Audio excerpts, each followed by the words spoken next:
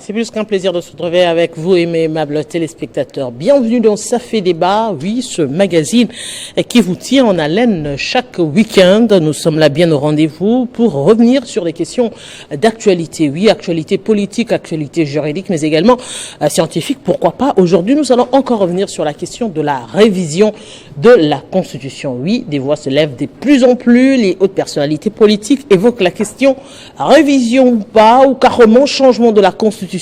La question revient encore aujourd'hui sur la table de Ça fait débat. Réviser la Constitution, dans quel contexte? Qu'adviendra-t-il dès cette partie de la République démocratique du Congo? On revient avec le Rutshuru et le Masisi.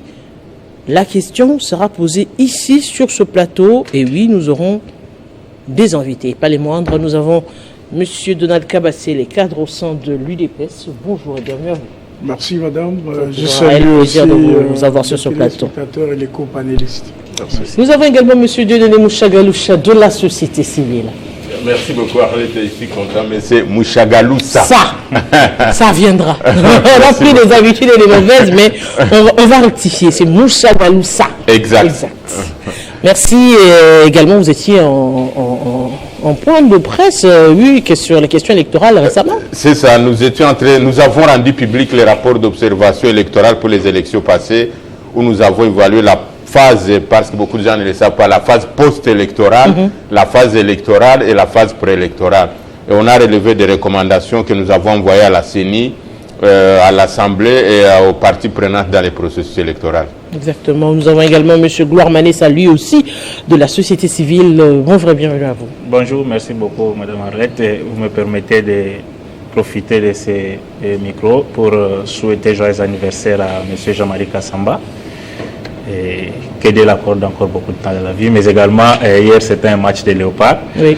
Notre équipe se comporte très bien et que nous félicitons également les joueurs, et les staffs techniques, mais également les comités de normalisation, les CONOR. On sent qu'ils travaillent très bien et tout marche bien. Et là, j'ai fait un clin d'œil à M. Sabin Machini, qui est l'un des membres de ces comités, dont le leadership est remarquable dans toutes les prouesses que nous... En parlant justement du CONOR, ça nous permet d'ouvrir cette brèche, justement, le CONOR qui doit rectifier le tir en ce qui concerne la sécurité des léopards, parce que, vous le savez, à la veille du match, un des journalistes qui était sur terrain pour les entraînements a été agressé par le chargé de sécurité commis aux joueurs. Oui, une agression, je dirais, agressée parce que la mesure était disproportionnée. Il a braqué son arme sur le joueur alors qu'on lui demandait tout simplement de quitter l'aire de jeu. Nous estimons que cela n'est pas professionnel et cela justement révèle des méthodes assez archaïques en ce qui concerne, surtout qu'on parle au football, c'est beaucoup plus de fair play.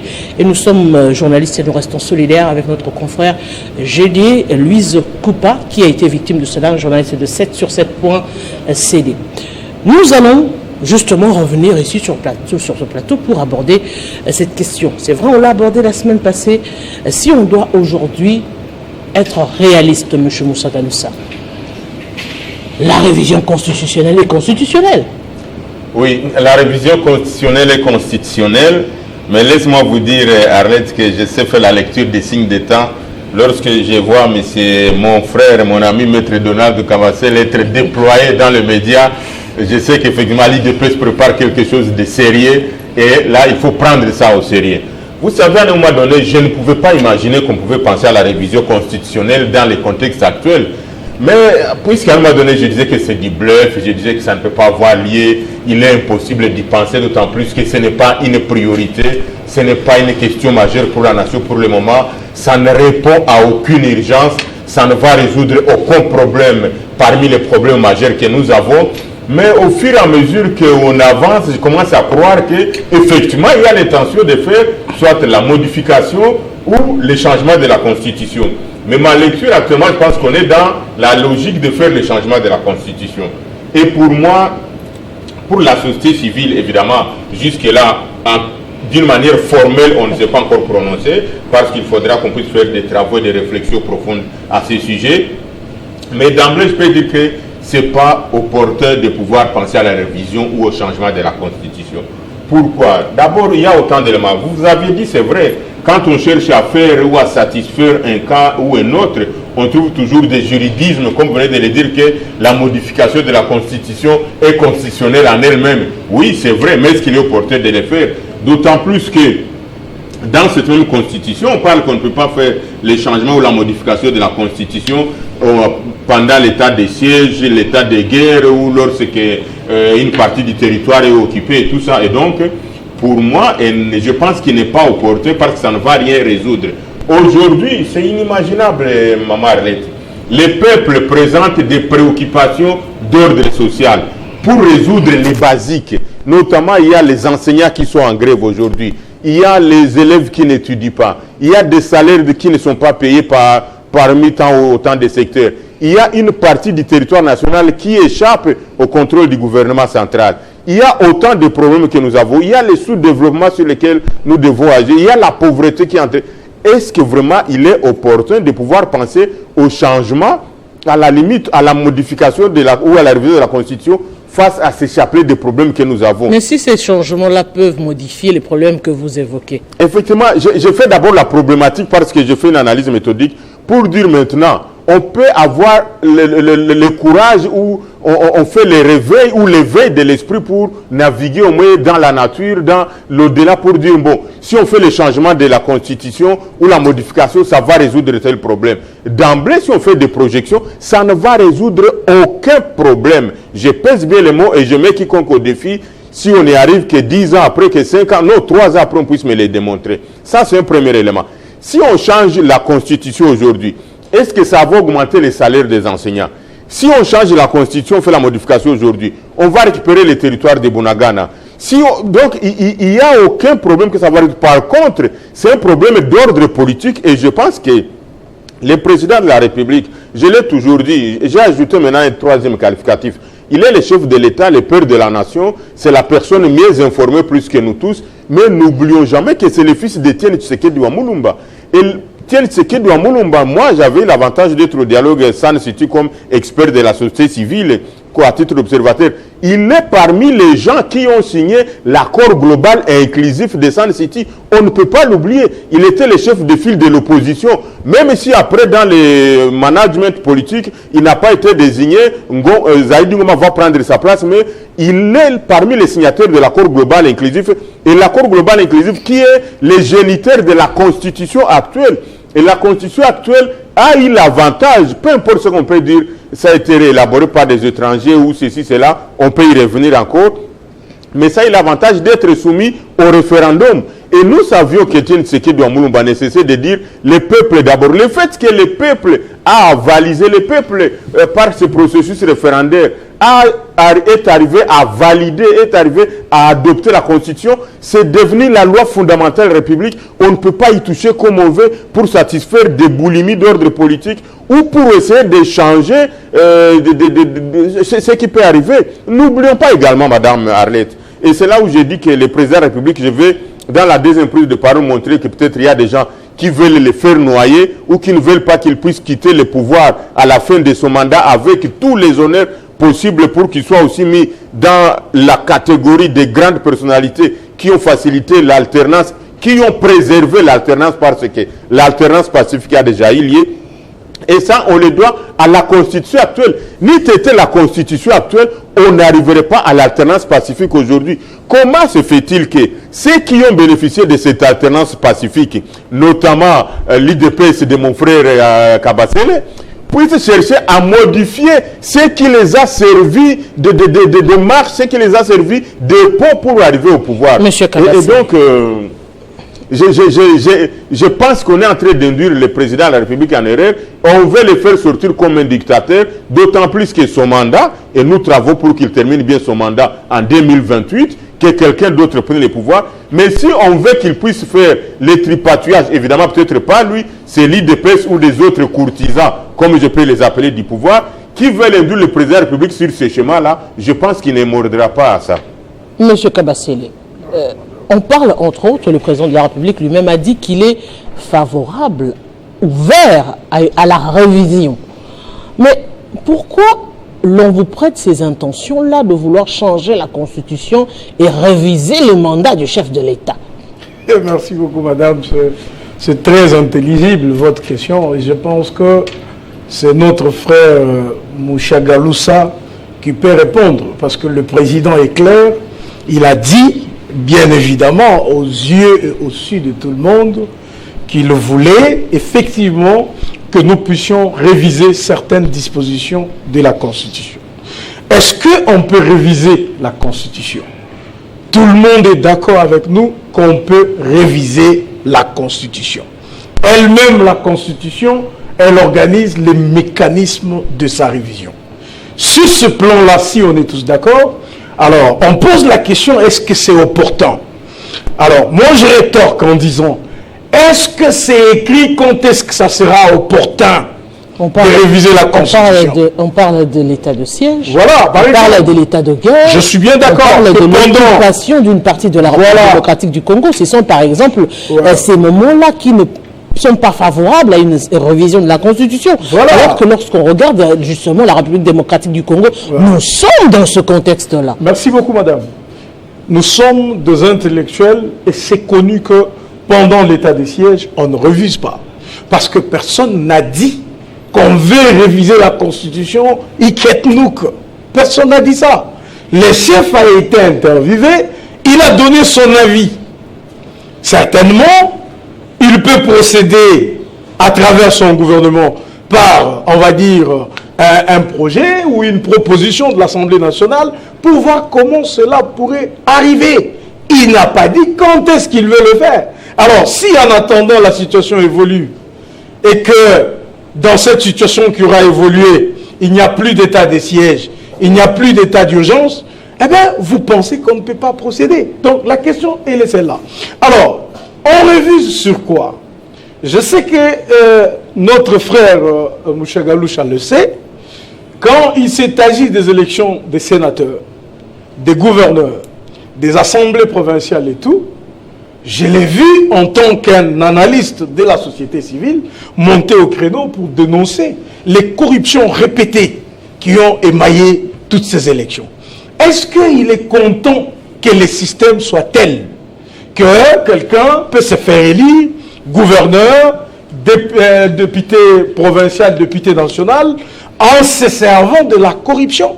Pas du tout. Mais si on se dit que nous pouvons apporter des solutions par rapport à cet aspect-là, comment pouvez-vous juger que cela ne soit pas opportun? Justement, Monsieur Kabasele, est-ce que c'est la Constitution qui favorise cette corruption ou ce sont carrément ces gens qui sont des corrompus au niveau de la moelle épinière qui estiment que ce mécanisme-là peut facilement leur permettre de corrompre? Est-ce qu'à ce niveau-là, puisque si l'on change, on va par exemple parler des grands électeurs, par exemple, la question des grands électeurs. Si déjà au niveau de la base, il y a cette corruption que vous dénoncez, vous ne craignez pas que c'est tout simplement relever la corruption à un plus haut niveau? Non, non, écoute madame. Est-ce que cela mérite vraiment une révision? Le rôle de pouvoir public, c'est de constater effectivement qu'il y a une question socialement posée et voir dans quelle mesure y trouver des solutions. C'est comme ça qu'on procède à des réformes. Ces réformes-là, écoutez, par exemple, quand vous avez, par exemple, un candidat gouverneur qui ne vient d'aucun parti politique ayant les députés provinciaux, tout de suite, il tombe comme un cheveu dans la soupe, il est candidat gouverneur, il gagne. On s'est dit qu'il y a un problème. C'est parce que peut-être ces mécanismes-là permettent à ce qu'il y ait des crises à répétition au sein des assemblées provinciales, les députés qui peuvent exiger des choses au gouverneur, ainsi de suite. Alors, est-ce que nous pouvons réfléchir pour encadrer ces élections-là ou pas? Est-ce que nous ne pouvons pas mettre en place des recettes qui nous permettent de contourner cette situation? Il n'y a pas que ça. Il y a la difficulté, on a relevé, c'était je crois à l'émission passée, qu'il s'est constaté une lourdeur dans la mise en place du gouvernement national. Parce que quand on met en place le gouvernement, eh ben, le président est obligé d'aller vers la coalition majoritaire de qui sortira le gouvernement. Donc le Premier ministre avec ses ministres. Et dans cette procédure-là, il y a la montée aux enchères, il y a le marchandage politicien, il y a tout ça qui entoure et ça peut faire que ça prend autant de temps. Je vous ai donné l'exemple de la coalition FCC Cash. Imaginez-vous qu'on soit dans des conditions telles que, parce que c'est vrai qu'on n'aura jamais, je ne sais pas, je ne dis pas jamais, c'est vrai qu'on ne pourra pas avoir un président qui aura la majorité parlementaire avec 251 députés, avec le système électoral qui a été mis en place. Vous voyez, si le prochain président, parce qu'on veut bien mettre tout le débat autour de Tshisekedi, je vous ai déjà dit, Tshisekedi c'est un démocrate, il a déjà promis qu'il n'entend pas aller dans tout ça. Un autre président arrive, il y a une coalition qui s'oppose à lui, nous allons vivre 1 année ou 2 ans d'enfer, nous allons laisser parce que il y a la pauvreté dans le pays, parce qu'il y a l'insécurité, ainsi de suite. Non, même ceux-là qui parlent du changement de constitution, madame, vous avez ici au Togo, le Togo a changé de constitution. Vous avez partout en Afrique ici des changements de constitution qui ne sont pas des sujets tabous. Est-ce que le contexte, en France récemment, s'il vous plaît. Les contextes sont les mêmes. Non, mais écoute, je suis opposé à ceux-là qui pensent qu'une population libre ne peut pas s'exprimer. Que des citoyens normaux dans une société ne peuvent pas s'exprimer. Non. Ceux qui proposent les changements, ils ont le droit de les proposer. Ceux qui refusent les changements, ils ont le droit de refuser. Alors, si ces questions-là font à ce qu'on puisse peut-être s'interroger, est-ce que le peuple est d'accord avec X ou Y situation? Mais on va passer par un référendum. Donc, la Constitution, madame, c'est comme je l'ai dit souvent, la Constitution a presque la vie d'une personne humaine. Elle peut naître, grandir, vieillir, elle peut mourir. On n'a pas commencé avec cette république. Comme aussi, la RDC ne finira pas avec cette république. Le pays est appelé à avancer. Et s'il y a des réformes, pourquoi vous êtes hostile? Pourquoi on sera hostile? Pourquoi on ne veut pas que les gens s'expriment? Donc, ceux qui veulent du changement, ils ont leurs raisons. Mais nous parlons de la révision de la Constitution qui est constitutionnelle. Monsieur Gloire Manissa, aujourd'hui, lorsqu'on entend les politiques ou encore l'opinion s'exprimer, c'est lorsqu'on parle révision, c'est autour des questions politiques. Élections, mandats, mise en place du gouvernement. Apparemment, c'est une question carrément politique qui dérange cette Constitution. Dans les autres aspects, c'est là justement que la population aussi revient pour dire, est-ce que ce que vous évoquez en parlant de la révision de la Constitution va impacter en quoi sur le bien-être de la population? Est-ce que ce ne sont pas vos appétits ou encore les appétits gloutons des politiques? Merci beaucoup, Madame Arlette. J'attendais que Maître Donald me démontre qu'en quoi la révision de la corruption qu'il y a lors des élections a un rapport avec la révision, avec la Constitution pour appeler à sa révision. Malheureusement, je n'ai pas d'arguments solides là-dessus et je pense peut-être qu'on pourra encore en aborder dans la deuxième prise de parole. Mais parlant de la problématique de la révision de la Constitution, cette dualité entre révision de la Constitution, opportunité de révision de la Constitution, mais également intérêt de la population dans les réformes politiques que prennent les institutions de façon générale. L'histoire de notre pays nous montre que l'histoire politique récente nous montre que les réformes qui sont apportées sur les lois, sur la Constitution, sur les lois, ont généralement eu pour objectif la satisfaction, un confort des institutions là où se trouvent. C'est lorsque les politiciens se retrouvent face à un dilemme qu'apporte la loi qu'ils pensent à réformer et que des questions qui sont relatives à la vie de la nation ne les intéressent pas. Parlant de la révision de la Constitution, on a dit ici, c'est logique, la Constitution elle est révisable, aucune loi n'est immuable, parce que la société même n'est pas immuable. Et il s'est fait qu'à la différence, ça on doit tenir cette nuance-là. La Constitution, à la différence de toutes les autres lois qui peuvent être modifiées à tout moment, ou révisées plutôt, la Constitution est appelée à garder une certaine rigidité et une stabilité, et qui justifie même sa suprématie sur toutes les autres lois. On ne peut pas réviser la Constitution de n'importe quelle façon. C'est pour cette raison que la Constitution prévoit elle-même comment elle doit être révisée. C'est que vous avez dit au départ que la révision de la Constitution est constitutionnelle. Et dans le cadre de la Constitution du 18 février, elle a prévu comment elle peut être révisée. Elle pose deux limites.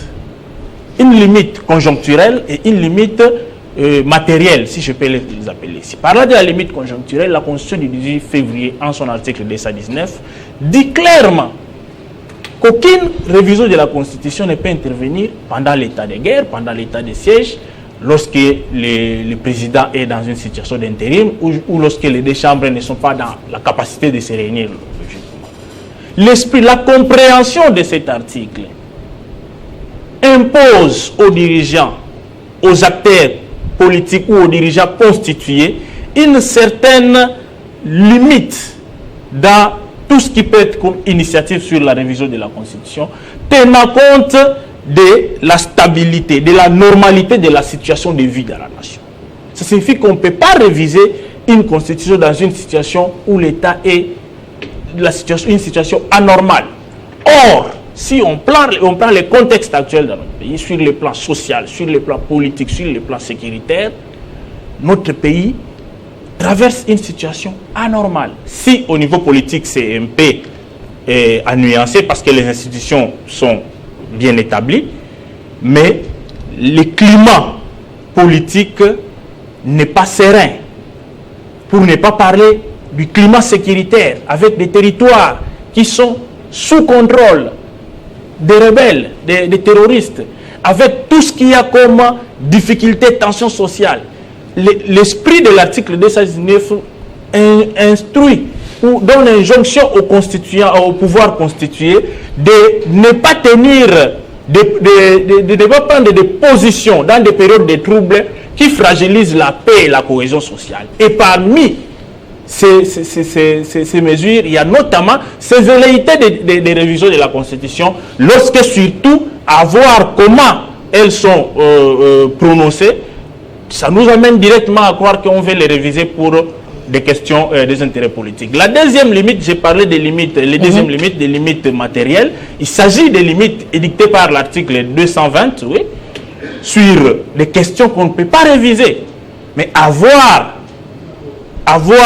j'ai lu aujourd'hui un communiqué du secrétaire général de l'UDPS, quand il introduit en parlant de la question du pouvoir, de la gestion de l'organisation du pouvoir, qui renvoie dans ses intentions directement au nombre de mandats du président de la République, à la forme de l'État, à la forme républicaine de l'État. Ces questions-là sont des questions intangibles. On ne peut même pas les soumettre sur un débat de discussion aujourd'hui. Ce sont des questions qui sont verrouillées, qui ne peuvent pas être modifiées. Et bien donc, si aujourd'hui on pense que, parce qu'il y a corruption au niveau de l'organisation des élections, ou parce qu'il y a ingouvernabilité des entités territoriales décentralisées, que le problème c'est la Constitution qu'il faut réviser, je pense qu'il faut plutôt voir le niveau d'exécution des lois de la République en général et la Constitution au niveau de ceux qui nous gouvernent. C'est là où ça pose problème. Il faut créer des mécanismes. Et là, la population a un rôle à jouer, les dirigeants ont également un rôle à jouer, d'exercer une citoyenneté positive de telle sorte que les élections soient, les mécanismes de transparence au moment des élections soient garantis et qu'on évite, qu'on respecte la loi pour éviter de tomber dans la Constitution. Parce que la Constitution n'envoie nullement quelqu'un aller corrompre si ce n'est eux-mêmes les politiciens qui violent, qui bafouent la Constitution. Quand on dit par exemple qu'on peut envoyer dans un bureau de vote, il faut envoyer 2 témoins. Nous voyons les politiciens, au lieu d'aller facilement au niveau de la CENI, déclarer leurs témoins et les envoyer, les accréditer, logiquement les envoyer dans les bureaux de vote, ils préfèrent trafiquer des macarons de vote, des macarons de témoins pour envoyer ces gens-là en masse, 3-4 témoins dans un bureau de vote, créer du désordre pour voter impérativement. Je ne vois pas quel article de la Constitution qui prévoit ça. Au contraire, la loi est violée. Et si la loi est violée, il faut poser la question de la conscience des animateurs qui sont là pour réguler les modes de vie dans la société et non poser les questions de la loi. Je pense que cette question est opportune, on ne peut pas en parler maintenant. Et même s'il faut qu'il y ait une révision, ce n'est pas dans la logique où on est la mener. L'État est vraiment suspect, on ne peut pas parler d'une révision des constitutions dans cette... Maître Nicolas Lenga, bonjour et bienvenue à vous sur ce plateau. C'est toujours un réel plaisir de vous avoir. Et oui, on va le dire, ça fait longtemps quand même. Bonjour madame. Le plaisir, il est partagé. Je retrouve mes concitoyens congolais, co-débatteurs. C'est un plaisir de partager la réflexion en ce qui concerne notre République, en sachant qu'elle doit rester une et indivisible, quelles que soient les tendances des uns et des autres. Et aujourd'hui, justement, la question de la révision revient encore sur la table. Si hier, cette question a été abordée aujourd'hui, on se dit pourquoi pas réviser la Constitution. Des voix se lèvent, vous les suivez à travers les médias. La dernière d'ailleurs, c'est ce communiqué du secrétaire général de l'UDPS. On se dit, est-ce que la Constitution actuelle mérite d'être révisée? Je vais opter pour une méthode beaucoup plus pédagogique avant de verser sur des considérations assez particulières. Ici, il faudrait d'abord faire un distinguo des concepts entre le concept de changement de la Constitution et de la révision constitutionnelle. La révision constitutionnelle, c'est la modification des dispositions constitutionnelles. Tandis que le changement de la Constitution, c'est simplement le remplacement de toute la Constitution. Je pense que je suis arrivé en retard, je m'excuse, mais je pense que la tendance ici est que personne n'abonde sur le sens du changement de la Constitution, parce que tout le monde comprend que c'est gravissime de prendre ce chemin-là. On va s'attarder beaucoup plus sur la révision constitutionnelle. Vous vous souviendrez que l'envol Mon Parti a été initiateur d'une proposition de loi portant révision de certaines dispositions de la Constitution. Et donc, lorsqu'on en parle en connaissance de cause. Cette Constitution de 2006 a comme sous-bassement la Constitution de 1964. Pas seulement, mais aussi le projet de Constitution issu de la Conférence nationale souveraine de 1992. C'est cette symbiose-là qui a servi de base pour confectionner l'actuelle Constitution. Lorsqu'elle a été soumise au référendum en 2005, l'UDPS a boycotté parce qu'elle avait estimé qu'elle n'avait pas d'argument à mettre sur la table au débat de cette Constitution. C'était son droit. La Constitution a quand même été votée au référendum, adoptée et promulguée. En 2006, nous avons eu des élections. Mais en 2011, cette même UDPS qui avait boycotté le référendum en 2005, boycotté les élections en 2006, s'est présentée aux élections en 2011, sous cette Constitution. En 2018, cette même UDPS-là s'est présentée aux élections, sous cette Constitution. Le candidat de l'UDPS-là a été proclamé président de la République. Il a prêté serment sous cette Constitution. Mais avant 2018, en 2015, donc de 2015 à 2018, cette UDPS, autour d'envol, nous avons combattu M. Kabila pour qu'il ne viole pas, qu'il ne révise pas et surtout qu'il ne change pas la Constitution. Avec cette UDPS-là. Avec le slogan « Touche pas ma Constitution ». Touche pas ma Constitution. 220. Touchez pas à mon 220, etc. Nous arrivons en 2018, on va aux élections, le candidat de l'UDPS est proclamé président, donc en 2019, il prête serment sur la Constitution. La même Constitution qu'elles ont boycottée en 2005, en 2006. On arrive en 2023, la même UDPS vient aux élections sous cette Constitution et en janvier 2024, leur candidat, qui est proclamé encore président, prête serment sur cette Constitution. Et on se réveille un beau matin, en fin d'année 2024, il pose la question, il réfléchit, si on peut changer, si on peut réviser, parce que quoi? Parce qu'il a eu du mal à mettre en place son gouvernement. Mais quelle est la relation entre les tergiversations politiciennes d'un camp politique et la Constitution? Quel est le rapport? C'est quelle disposition constitutionnelle qui a mis du plomb dans les pieds des membres de l'Union sacrée pour former leur gouvernement? Ils ont eu 73% à l'élection présidentielle. Ils ont la large majorité au Parlement, c'est-à-dire à la Chambre basse et à la Chambre haute. Ils ont constitué la plus grosse plateforme politique qu'ils appellent l'Union sacrée, avec un présidium, des personnalités politiques de renom, des chevronnés en politique. Mais quelle est cette petite disposition constitutionnelle qui a placé du plomb dans leurs jambes ou dans leur cerveau pour permettre à pour ne pas permettre à ceux qu'ils puissent former un gouvernement rapidement? Premier prétexte. Deuxième prétexte, j'ai entendu mon concitoyen parler de la corruption lors des élections. Ça m'a fait rigoler. Non, n'insultez pas l'intelligence des Congolais. Une corruption est un fait répréhensible, un fait infractionnel. C'est au cours des tribunaux. Il ne faut pas aller chercher la solution dans la Constitution.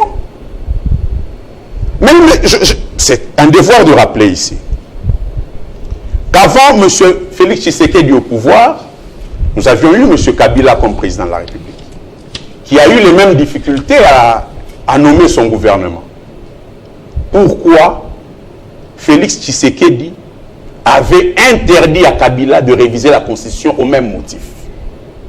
Pourquoi au premier mandat de M. Félix Tshisekedi, il n'avait pas soulevé cette question de lourdeur pour placer un gouvernement? Parce que le gouvernement du premier mandat a pris plus du temps à être mis en place que le gouvernement du second mandat. Mais c'est après ce constat du premier mandat et du second mandat qu'il décide finalement de... Oui, mais c'est bien ça le problème. Ça n'a pas péché à Kabila de réviser la Constitution quand il a senti les élections. Ne me parlez pas, madame. Laissez-moi dans mon fil d'idée.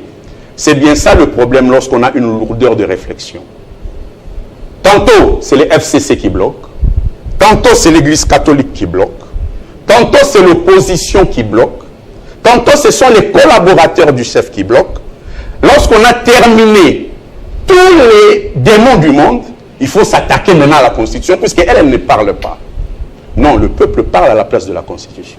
Le peuple défendra cette Constitution. Alors, révision constitutionnelle. L'opportunité. Il faut poser ce diagnostic de l'opportunité de la forme et du fond. Mon concitoyen l'a si bien argumenté, j'aimerais le dire en d'autres mots. En ce qui concerne l'opportunité de fond, les Congolaises et Congolais sont unanimes sur ces questions. Il est vrai que nous avons des vrais problèmes d'accession à l'eau potable et à l'électricité, à des infrastructures, à la santé, à l'enseignement. Vous vous souviendrez qu'il y a quelques jours ici, il y a des policiers qui ont tiré sur des élèves au Congo central parce qu'ils revendiquaient ce droit constitutionnel à accéder à l'enseignement. Le chômage bat son plein. Il y a les Mobondo à l'ouest, il y a les rebelles à l'est, et dans les grandes villes, il y a les Koulouna. C'est là l'urgence. Mais ce qui nous fait rire, c'est qu'un Congolais, secrétaire général d'un parti, il dépasse pour ne pas le citer, fait son petit communiqué à la fin, il dit il y a urgence. Mais l'urgence, c'est les hôpitaux qui sont devenus des mouroirs. L'urgence, c'est les routes cabossées, carriées de partout. C'est l'électricité qui s'est fait rare. C'est l'impunité. C'est le désordre. C'est ça. C'est ça. Maître Lenga. C'est ça. Est-ce qu'aujourd'hui, juridiquement parlant, oui, il n'y a pas des questions au sein de cette constitution qui méritent d'être révisées? Au-delà des problèmes, notamment l'insécurité et autres, si aujourd'hui on revient à que tous ces problèmes sont élagués, est-ce que la révision constitutionnelle actuelle mérite peut-être revisée sur certains points? Madame, vous enfoncez une porte ouverte. D'entrée de jeu, j'ai dit, l'envol mon parti, et j'en suis fier, a été l'initiateur d'un projet portant proposition de révision de certaines dispositions constitutionnelles. Ça veut dire que la Constitution étant une œuvre intellectuelle, elle est perfectible. Maintenant, je ne sais pas pourquoi nos amis de l'UDPS s'agitent. L'envol a déjà fait tout le travail. Il y a une loi qui est là, avec des dispositions que nous avons estimées être faibles, que nous devons renforcer. Est-ce qu'ils ont lu cette proposition de loi? Je ne crois pas. Leur urgence est ailleurs. Ils sont à la fin de leur mandat. Comment il faut faire pour pouvoir élargir, comme à Kinshasa on dit, qu'au benda élastique, et voir dans quelle mesure, faire entrer quel cadre, dans quelle fonction, et tout ça, et continuer à faire tourner la roue. Nous disons non à cela. La révision, oui, elle peut se faire, mais les contextes ne s'y prêtent pas. J'étais dans la question d'opportunité des fonds. Maintenant, dans la forme, il y a un verrou.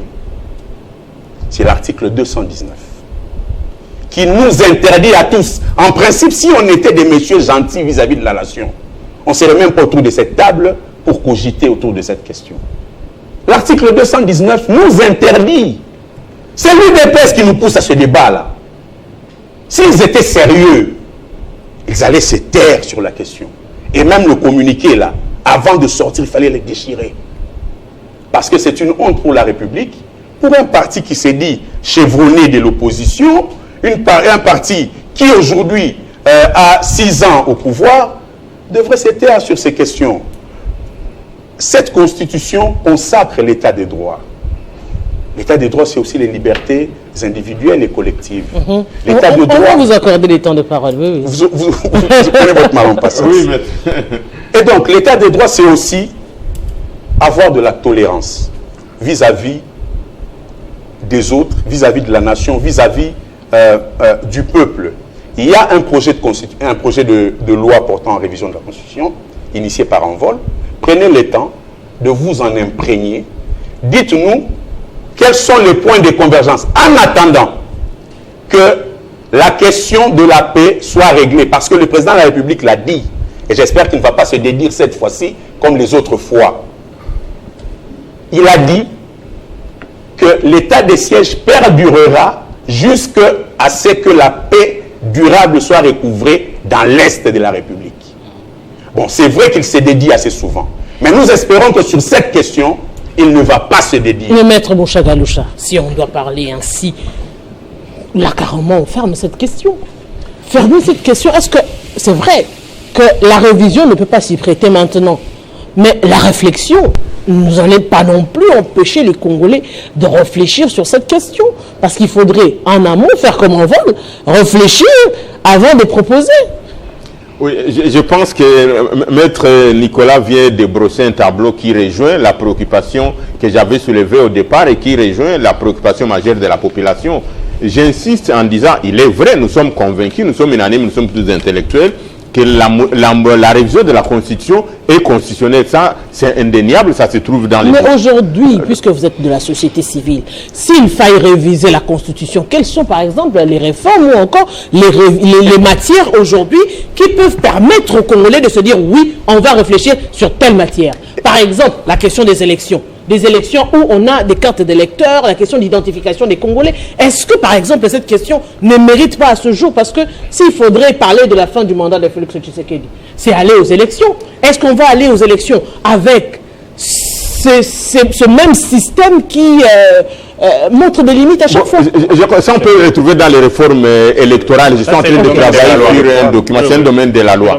Et donc, même si Donald le sait bien, je suis parmi les gens qui pensent qu'il faut supprimer le Sénat, ça devient maintenant constitutionnel, on peut arriver à ça, mais les éléments pour le moment par rapport à l'opportunité et les éléments qui sont évoqués par l'IDPS, on peut les balayer directement par le revers parce qu'on parle de la nomination des gouverneurs. Moi, j'ai toujours été réaliste et pragmatique parce que je suis au sein de la population. Quel est ce gouverneur qui échappe au contrôle de l'Union sacrée? Tous les gouverneurs. Puisqu'on parle de non, il faut qu'on modifie la Constitution pour que le président soit en mesure de nommer les gouverneurs. Quel est ce gouverneur qui échappe au contrôle de l'Union sacrée sur les 26 provinces que nous avons? Il n'y en a pas. Quelle est cette institution qui échappe à la volonté du chef de l'État pour le moment? Aucune. Le président de la République, son Excellence Félix-Antoine Tshisekedi Tshilombo, lorsqu'on parle du dialogue, il dit il n'y a aucune crise au pays pour qu'on parle du dialogue. Or, si on fait la modification de la Constitution ou la révision, c'est-à-dire qu'il y a une crise. Quelle est cette crise politique qui va être résorbée, qui va être atténuée, qui va trouver une réponse par rapport au changement ou à la modification de la Constitution? Quelle est cette crise politique aujourd'hui? Puisque pour dire on change la Constitution pour résoudre tel problème, il n'y en a pas. Je voudrais dire à Maître Nicolas, j'étais naïf comme vous, qu'on veut parler de la modification ou de la révision. On est dans le domaine du changement de la Constitution. C'est là où il faut agir, mon frère. D'autant plus qu'on parle déjà du référendum. Or, quand on parle du référendum, c'est-à-dire que c'est une nouvelle constitution. Moi-même, je n'y croyais pas, me mettre, que l'IDPS peut se permettre ça. Mais je vous informe qu'un bon analyste, quand je vois des éléments qu'on est en train d'évoquer, on est de plein pied dans le changement de la Constitution et nous pensons qu'effectivement ça ne passera pas parce que ça ne répond pas aux priorités de la population, madame. Les dirigeants que nous avons partout dans le monde, ils doivent d'abord travailler pour le bien de la population. Qu'est-ce que le changement de la Constitution va apporter, je l'ai dit encore comme acteur de la société civile, comme défenseur des droits humains, par rapport aux multiples violations des droits de l'homme que nous avons, récurrentes, même s'il faut féliciter une parenthèse, la RDC, le fait d'avoir accédé, parce que c'est mon pays, Conseil des Nations Unies. On le sait des Nations Unies dans sur le Conseil des Nations Unies sur les droits de l'homme, ça il faut féliciter. Mais les changements de la Constitution, et vous savez pourquoi? D'autant plus que moi je connais Maître Donald Lessé, quand on va aller au référendum, on cherche encore une fois de plus, on a mijoté un plan, et je vous informe, et je dénonce ça, où encore la République va perdre 1,2 milliard de dollars. Donc on est dans un schéma où on cherche à ponctionner de l'argent à la République. Donc la question n'est pas d'abord d'ordre politique, même si on est en train de viser cela, mais elle est aussi d'ordre financier, où on veut ponctionner à la République 1,2 milliard comme l'argent qu'on a remis à la CENI qui n'a servi à rien, parce que les référendums, j'en sais quelque chose à l'époque de Malumal où nous avons battu campagne pour ça, ça demandera pas moins de 1 milliard de dollars et c'est l'argent qu'on va jeter parce que ça ne passera pas. L'autre élément, mettre à parler des infrastructures. Chez moi à Walungu, vous imaginez qu'il y a une route qui est impraticable seulement parce qu'il y a des kilomètres de bourbier vers Kachanja et nous avons des gens qui sont à l'Assemblée, nous avons le gouvernement, on n'est pas en mesure. Et d'ailleurs, je crois qu'il faut profiter de ce plateau pour rappeler au chef de l'État que lors de la campagne, il avait promis qu'on va asphalter cette route-là qui va à Walungu, mais jusqu'à présent, elle n'est pas asphaltée. Est-ce qu'avec le changement de la Constitution, ça va permettre à ce que cette route puisse être asphaltée? Parlons des questions également. Madame. Justement, dans votre élan, la question des gouverneurs. On parle aujourd'hui des gouverneurs originaires de, ressortissants de. Forcément, est-ce que... Non, madame, je suis dans les questions électorales. Oui. Cette question ne concerne pas le gouverneur. Si aujourd'hui, Maman Arlette, vous voulez être gouverneur au Kasaï, pendant vous y allez, vous postulez. Si vous êtes élu, vous serez élu. D'ailleurs, je n'ai jamais voulu savoir vous êtes de quelle province. Je prends ça au hasard. Mon frère Donald, je lui rassure et je lui donne ma garantie. S'il veut être gouverneur au Sud Kivu, je vais l'accompagner et je battrai campagne pour lui pour qu'il soit élu gouverneur. Donc la Constitution, aujourd'hui, n'empêche pas cela. Donc des arguments sont des prétextes, ce sont des alibis, donc il n'y a aucun argument qui tient compte par rapport au chapelet des éléments qu'on est en train de proposer. Par contre, il faut déjà avoir une suspicion du fait qu'on a parlé du changement de la Constitution et du mandat qu'on veut faire passer à 7 ans. Et donc, dès qu'on quitte le régime de 5 ans, on va dans le régime de 7 ans. Ça veut dire que tous les 2 mandats du chef de l'État actuel tombent et il revient pour un mandat maintenant. Et c'est là où ça ne peut pas marcher. Comment se fait-il que la Constitution, Maître l'a si bien dit, je venais de le dire, qui a servi du pont au président de la République aujourd'hui pour s'asseoir dans les fauteuils où il est et qu'on cherche à le modifier qu'on trouve maintenant qu'il est mauvais.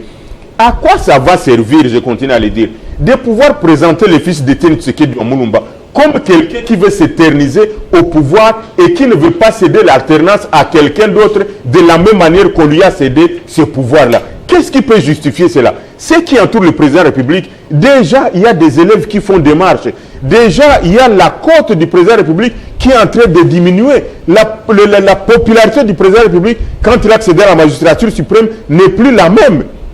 J'avais démontré une fois les 73% sur le plan électoral représentent combien de Congolais qui ont voté. Ça ne représente même pas 10% des Congolais qui font confiance au chef de l'État si on va dans les élections.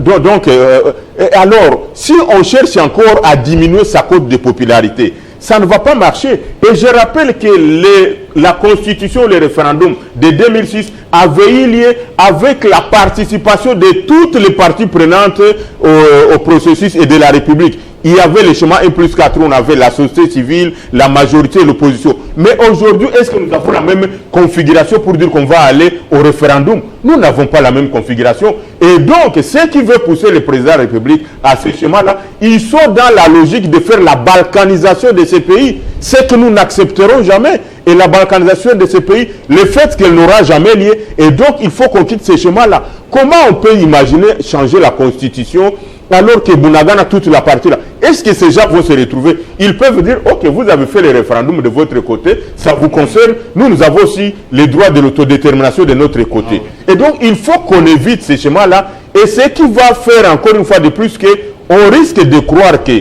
tant que ceux qui sont au pouvoir aujourd'hui peuvent contrôler la partie la plus importante du pays, où on a les minéraux du Katanga, où on a Kinshasa avec les institutions politiques, et qu'il y a une partie qui échappe, ce n'est pas leur préoccupation. Ça, nous ne pouvons pas accepter qu'on fasse porter à notre chef de l'État, le président de la République, son excellence Félix Antoine Tshisekedi Tshilombo, pour dire qu'il a été partisan ou il a été acteur de la balkanisation de ce pays, tout simplement parce qu'on veut passer par les changements de la Constitution. Et donc, nous pensons que cette histoire-là, il faut la mettre délouée au frigo d'abord. Et s'il faut faire des réflexions, il faut faire des réflexions sur comment faire la cohésion nationale, comment est-ce qu'il faut travailler pour l'émergence de ces pays, comment il faut travailler pour répondre aux besoins sociaux de la population, comment il faut travailler pour restaurer la dignité humaine qui est en train d'être bafouée dans ces pays parce que finalement la sacralité de l'homme congolais n'existe plus. Maître Donald Kabassi.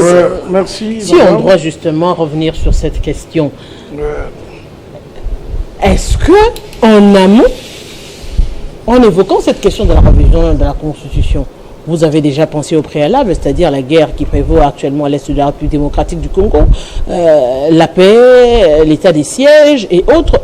Et si aujourd'hui le discours de l'Union sacrée ou encore de l'UDPS devrait revenir et être consommé, ce sera avec quel message, avec quelle révision exactement pour parler de révision constitutionnelle? Madame, je vous demande de me donner autant de minutes. Oui, vous êtes je suis seul contre trois. C'est très important. Voilà. Que des points de vue. Madame, d'abord, je constate que mes copanélistes ne respectent pas la Constitution. Elle-même, la Constitution, mes co-débatteurs ne la respectent pas. Pourquoi alors vous ne voulez pas que quelqu'un émette un point de vue? On est dans une démocratie. Laissez ceux qui pensent révision réfléchir. Laissez ceux qui pensent changement réfléchir. On ne prendra pas seulement vos points de vue. La République ne vous appartient pas seulement à vous. C'est notre République à nous tous. Nous avons proposé la révision de cette Constitution. Je rappelle, notre frère de Délice Sanga, il dit qu'en 2005-2006, l'UDPS avait boycotté parce que l'UDPS n'avait pas d'argument. Et l'UDPS est parti de Sun City. Je rappelle à notre frère de Délice Sanga qu'à cette époque-là, vous allez convenir avec moi, que le leader du parti en vol, qui était un seigneur de guerre, un rebelle, ne pouvait pas donner des leçons de démocratie à Étienne Tshisekedi, qui lui était démocratique. Et que la constitution qui avait été mise en place, je rappelle ici, au vu aussi de tout le monde, que oui, nous, l'UDPS, nous l'avons boycotté. Pour des raisons majeures. On n'était pas d'accord avec la forme républicaine qui avait été donnée à notre pays. Nous voulions bien que même s'il y a pluralisme politique et syndical, mais que ça soit limité. Nous voulions que, même quand on va parler de suffrage universel, qu'il y ait un encadrement qui permet à la grande population de participer. La question que Moussa Galoucha évoque tout à l'heure là, regarde la représentativité de gens qui votent par rapport au nombre de la population. Nous sommes plus de 100 millions. Vous avez 20 millions de personnes qui vont faire l'élection. Quelqu'un s'en sort avec 5 millions. Il y a un problème de légitimité. Et nous l'avons évoqué haut et fort. Est-ce que ce sont des arguments ou ce ne sont pas des arguments? Ce sont des arguments. Aujourd'hui, l'histoire ne nous rattrape pas, nous, l'UDPS. D'ailleurs, on était fondé à solliciter les changements de la Constitution qu'on avait boycotté à l'époque. Alors, je veux encore vous démontrer que le parti de Délice Sanga s'est contredit. Je ne sais pas si notre frère était encore là, dans le parti en vol, quand Delis Esanga a proposé la révision de la Constitution. Peut-être que vous ne savez pas les arguments qu'il avait annoncés. Entre autres, Delis Esanga a parlé de la mise en place du gouvernement, qui prenait du temps. Regardez dans les archives, vous trouverez que Delis a fait d'ailleurs une analyse en disant, il a calculé tous les retards pris dans la mise en place des gouvernements, et ça faisait 4 ans. Et c'était un argument qu'il utilisait pour modifier ou réviser la Constitution. Aujourd'hui, vous avez un cadre de Delis Esanga qui dit que, écoute, si Tshisekedi ne sait pas mettre en place son gouvernement, où est le problème de la Constitution? Non, mais on peut réviser la Constitution sur beaucoup de domaines. Je vais vous parler du mode de désignation des gouverneurs. Je vais vous parler de la double nationalité. C'est une question qui taraude l'esprit des Congolais. Je vais vous parler de passer des élections de 1 tour à 2 tours que tout le monde veut. Et vous pensez que ces questions ne peuvent pas faire l'objet de révision? Parce que vous regardez Tshisekedi faire un 2e ou un 3e mandat? Non. Est-ce qu'on peut réviser la Constitution? Tous, vous êtes d'accord qu'on peut réviser la Constitution. Mais quand vous parlez de l'opportunité, madame, je veux que si vous avez l'occasion de donner la parole à notre frère de Delis Esanga qu'il dise, c'est en quelle année que ça sera opportun de réviser la Constitution? Ou la Constitution donne quelle durée pour la réviser? Donc quand on parle de l'article 219, qui veut que pendant l'état de siège, on ne révise pas, il n'y a personne qui a révisé pendant l'état de siège. C'est une réflexion lancée. On est en train de débattre sur une réflexion. Il n'y a pas un projet de révision. Vous ne l'avez pas vu. Vous ne faites que nous prêter des intentions. Et ça démontre que vous êtes de mauvaise foi. J'ai dit que nous ne sommes pas de prophètes. Peut-être que demain, la situation de l'Est peut s'améliorer. Parce que je peux vous dire qu'il y a des avancées notables. Vous avez vous-même, vous venez de constater que nous venons aujourd'hui d'être désignés comme membres du Conseil des droits de l'homme. Eh bien, ce sont des pas majeurs. Ça montre à quel degré la gouvernance de Tshisekedi répond. Comment la diplomatie agit. Il y a des questions qui se sont tenues, on va dire, de l'autre côté, aux Nations Unies, sur la situation de la paix dans le Grand Lac. Il y a les groupes d'experts de l'ONU qui ont fait les récents rapports. Ces rapports-là qui amènent déjà l'ONU à prendre des résolutions qui vont aller dans le sens de mettre l'accalmie totale. Alors, vous pensez que comme on est dans l'état de siège maintenant, demain on ne pourra pas retrouver la paix? Et si on retrouve la paix demain et qu'il y a révision, vous pensez qu'on ne peut pas la faire? Même ceux qui parlent du changement, madame, je suis étonné que le cadre de Delis Esanga nous dise que c'est gravissime de parler du changement de constitution. Mais ce n'est pas vrai.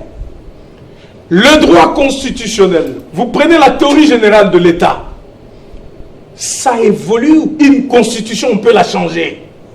Je vous donne l'article 5. La souveraineté totale, elle revient au peuple. Tout pouvoir émane du peuple. C'est le peuple qui a mis en place la Constitution. Ce peuple peut se réveiller demain et dire que je ne veux plus de cette Constitution. On va la changer. C'est là justement que M. Mouchagaloucha parle du référendum avec vos intentions d'accorder non seulement à Félix Tshisekedi le rallonge de 7 ans maintenant, mais 7 ans 2 fois. Une fois. Je réponds à Mouchagaloucha. C'est très important. Même dans une hypothèse de révision constitutionnelle, les référendums est prévu. Nous sommes aux articles 218.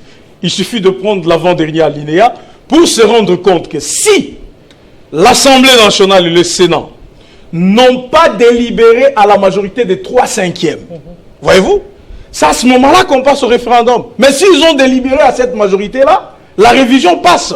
Ce qui sera Donc ça veut dire que même si on convoque un référendum, cela ne veut pas dire que quand on convoque le référendum, ça veut dire forcément qu'on est dans une hypothèse de changement. Mais écoutez, est-ce que M. Kabasele, n'ayant pas cette majorité écrasante au niveau du Parlement, que vous puissiez user de cela pour faire avaler aux Congolais certaines choses? Écoute, madame, soit on est démocratique ou on ne l'est pas.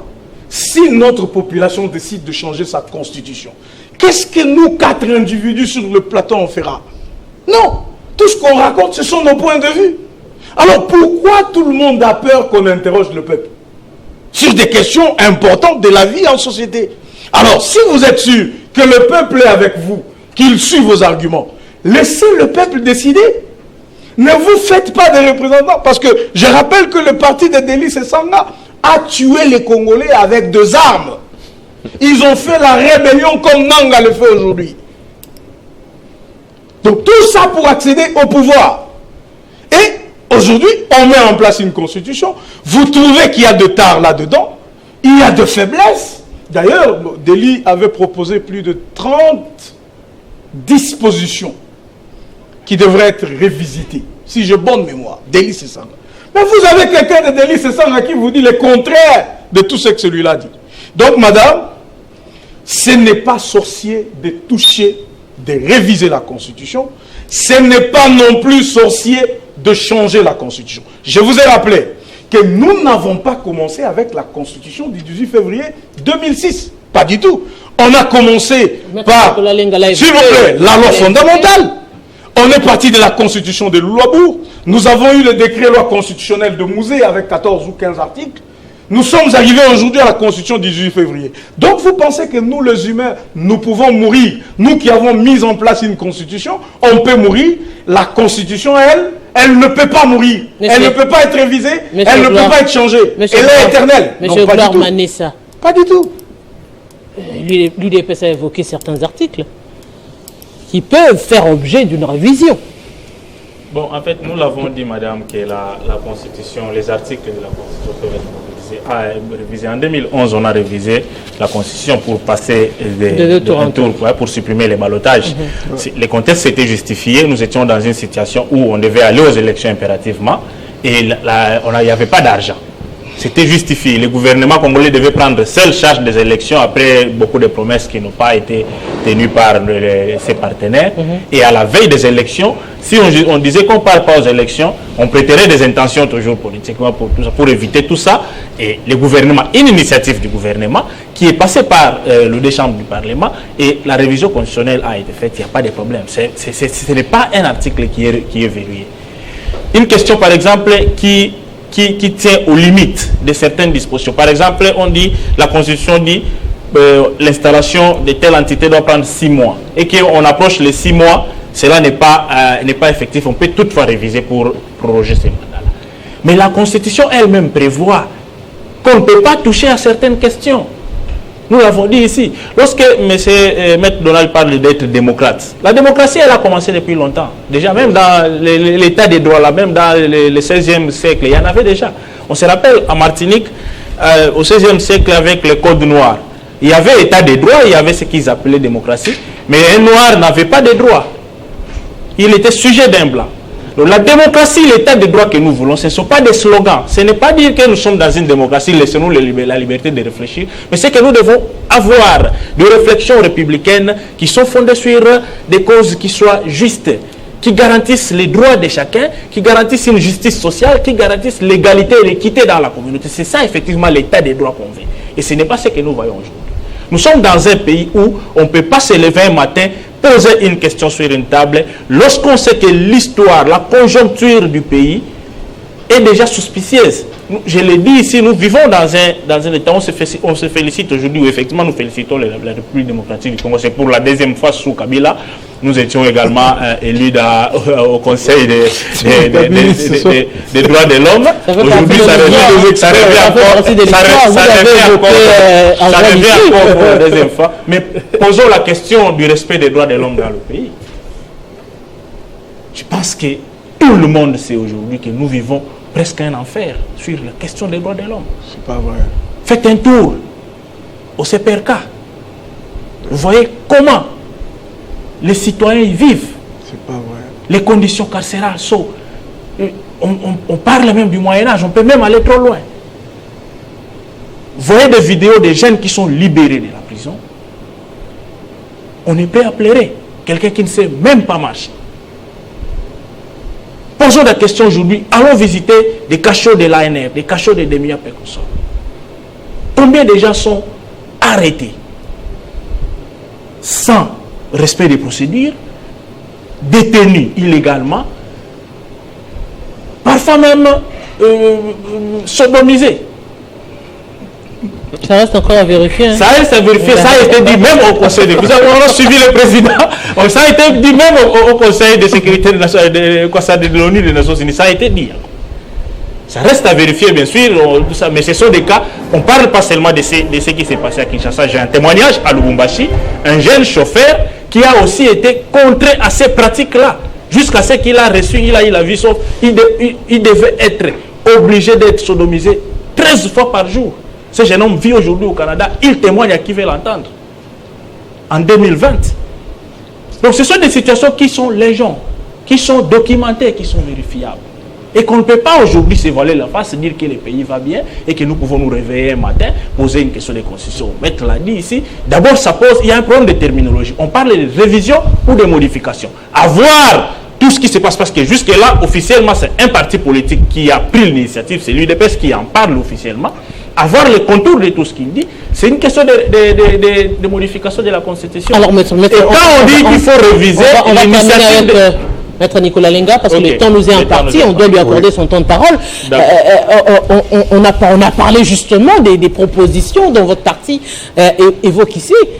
Je vais aller rapidement, mais je vais commencer par la question des Nations Unies. On se targue la poitrine, on se bombe le torse pour dire c'est le bilan positif de Félix qui nous a amené à ces résultats. Mais il faut parler de la question des cachots, de l'ANER et de la DEMIAP, des vraies questions des menaces et intimidations que nous vivons tous les jours ici. Est-ce que cette question des droits de l'homme est vraiment regardée avec beaucoup d'acuité dans notre pays? Il faut s'interroger sur la question. Tout le monde sait, tout le monde est convaincu que le pays va mal, sauf l'UDPS. Ils disent qu'ils ont un bilan positif. Un bilan positif avec la même constitution qu'ils veulent changer. C'est quand même assez contradictoire. Maintenant, il me pose la question de savoir si j'étais à l'envol lorsque nous avions déposé cette proposition de loi. Je suis l'un des confectionneurs de cette proposition de loi.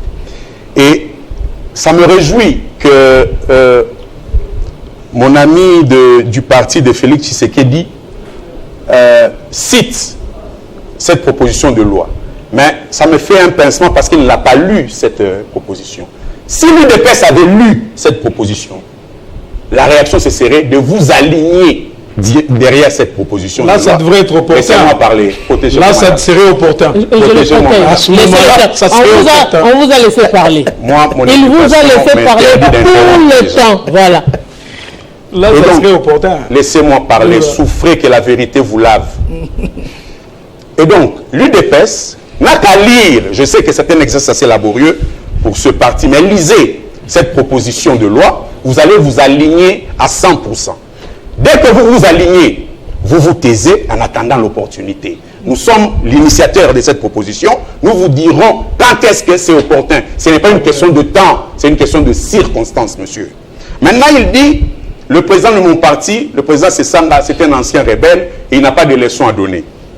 Monsieur Étienne Tshisekedi, le plus grand allié du RCD Goma, en 2003, je crois, en 2002, dans une interview avec Colette Batman, il dit « Laissez-moi parler, monsieur, vous n'avez pas la parole !» Monsieur Kabasele, s'il vous plaît. Et on a parlé de alliés, s'il vous plaît. Monsieur Kabasele, laissez-le parler. Soit vous taisez. On est arrivé à la fin, laissez-le parler. Il n'a pas dit ça. Il a dit alliés. Vous l'avez dit. Monsieur Lenga, continue. Merci madame, protégez-moi. Monsieur Étienne Tshisekedi, le plus grand allié du RCD Goma, dans une interview avec Colette Brandman, il dit le symbole de la démocratie, c'est le RCD. Allez vérifier. Mais il ne tue pas. Laissez-moi parler, c'est la vérité qui coule. Mais lui ne tue Monsieur pas. Étienne Tshisekedi, opposant à Mobutu. Mobutu a fait 32 ans. Opposant à Joseph Kabila, il a fait 18 ans au pouvoir. Opposant à Mzee, il a été relégué à Kabeaka Mwanga avec tracteur et maïs. Oui, on n'a pas eu la production. Oui. Aujourd'hui, et Félix Tshisekedi au pouvoir, il a mis le pays en faillite. Donc, vous, Et votre mentor, vous n'avez pas de leçon à donner. a pris des armes. Vous n'avez pas de leçon à donner. Vous n'avez pas de leçon à donner. Acceptez que Voilà, monsieur Kabasele, on va conclure. Laissez monsieur Nicolas Lenga conclure. Il a tué les s'il vous plaît. Congolais. On n'a pas le temps. Ah, voilà. Laissez monsieur Nicolas Lenga conclure. Donc, monsieur Félix Tshisekedi, est-ce que j'ai le droit de lui adresser un message direct ici? Parce que dans certains médias, ils ont peur. Ah bon, tant que vous ne bafouez pas le droit de ceci, encore, on reste dans la norme. On reste dans la norme. Oui. Message à monsieur Félix Tshisekedi. Vous avez en 2018 bénéficié d'une passation civilisée de pouvoir. En 2028, vous avez l'obligation constitutionnelle d'assurer ce passage civilisé du pouvoir. Et si le peuple décide... Mais enfin, on va vous laisser l'élection. Et si le peuple décide autrement, on va vous laisser l'élection. Dictateur à ce point. Enfin, c'est indécent, ça. Ne rigolez pas, c'est indécent. Et si le peuple décide... C'est indécent. Vous n'avez pas la parole. Apparemment, vous ne voulez pas conclure. Monsieur Lenga, je vous dis merci, monsieur Mouchagaloucha, monsieur Kabasele, mais également... Monsieur Glormanessa, je vous dis grand merci, monsieur. Je suis en train de conclure. Voilà, j'ai arraché la parole à tout le monde, finalement. C'est injuste parce que je l'avais cette parole. Nous sommes arrivés à la fin. C'était justement la question de la révision de la Constitution. Oui, une question qui divise, mais également qui mérite aujourd'hui, puisqu'elle est déjà sur la table, qu'on en parle. Aujourd'hui encore, nous avons eu des invités pour analyser sur cette question révision ou non, changement ou non. C'était un réel plaisir, mon téléspectateur. On se retrouve très prochainement avec le même plaisir. Au revoir.